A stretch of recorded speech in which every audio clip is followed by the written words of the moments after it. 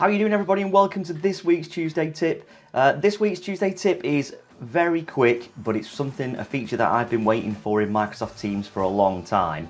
Now, for quite some time, in the mobile app, so on iPhone, iPad, Android, that kind of thing, you've been able to reply to a specific part of a conversation.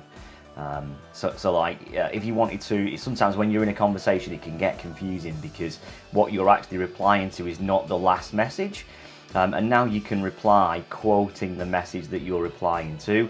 So if I hit the little dots here, I can go to reply and it pops the original message in before your reply so that people know what you're replying to when you're chatting. So yeah, a really simple feature, but something that we've all been waiting for quite some time, and I hope it's useful. Thanks a lot, folks, and I'll see you next week.